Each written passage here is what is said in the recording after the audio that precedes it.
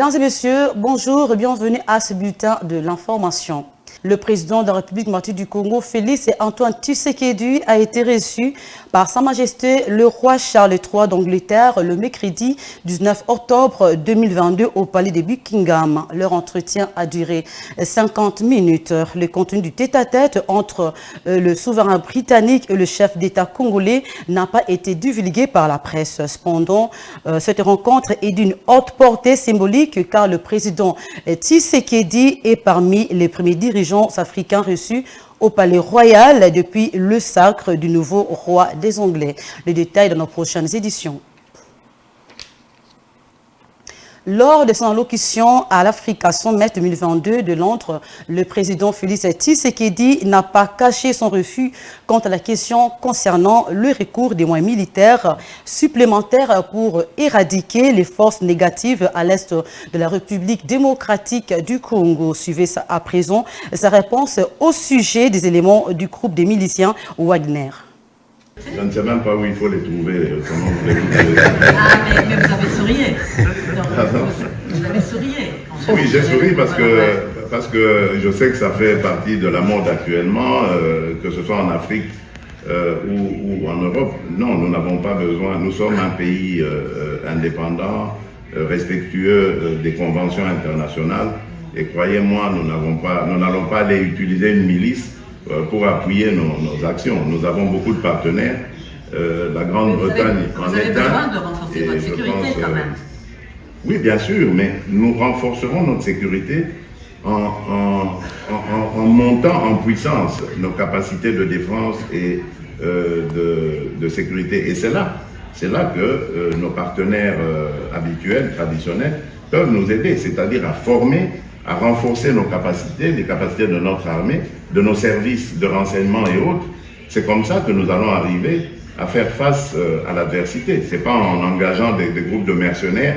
Ce serait débarrasser Saint-Paul pour habiller Saint-Pierre, puisque nous faisons déjà face aux mêmes groupes mercenaires en ce moment.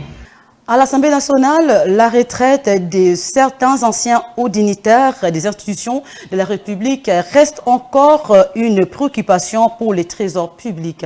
Le président de la Chambre haute du Parlement, l'honorable sénateur Modeste Baïti-Lukwebo, a reçu une délégation d'anciens présidents de Chambre à la retraite. Il s'agit bien de Léon Kengo Wadondo, Obeminaku et Thomas Louaka, qui sont venus réclamer leurs arriérés en rapport avec la non-application de la loi sur le statut qui leur est réservé depuis la législature passée. Pour rappel, cette loi accorde plusieurs indemnités à ce lot pour les trésors publics. Les détails de nos prochaines éditions. Restons toujours à l'Assemblée nationale. Les députés nationaux ont voté au cours de la plénière de ce mercredi 19 octobre 2022 avec une majorité suffisante le rejet total de la motion de défiance contre le ministre des Transports, Voies de communication et du désenclavement, Chéribin Okende. Le porteur de la motion, l'honorable député national Anissé Babanga, a tenté de dresser un véritable réquisitoire dans l'hémicycle, mais sans succès.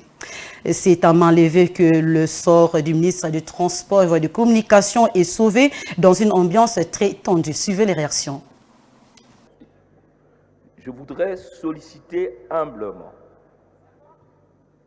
de cette auguste assemblée une procédure de sagesse.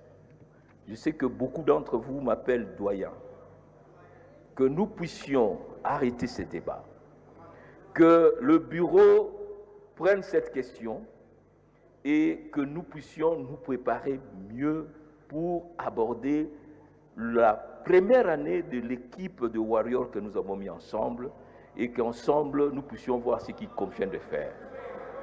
Voilà ma motion, honorable président, et que je convie humblement, honorable président, c'est de la responsabilité de la majorité et nous avons le devoir de conduire cette majorité dans la sérénité et dans la responsabilité. Je vous remercie. Autre chose pour boucler complètement ces bulletins d'information, le gouvernement, via le ministère des Médias, s'emploie de mettre en œuvre des réformes en vue d'assainir l'espace de la presse congolaise. Patrick Mouyaya a révélé le bien fondé de cette opération fixant les modalités de l'exercice de la liberté de la presse en République démocratique du Congo. Cette nouvelle législature, affirme le ministre des Médias, apporte des innovations d'ampleur telles que la neutralité et l'indépendance dans le fonctionnement des médias publics et l'octroi de subsides à la presse par le gouvernement de la République démocratique du Congo. Mesdames et messieurs, c'est par ici que prend fin ce bulletin de l'information. Merci de l'avoir suivi. Au revoir.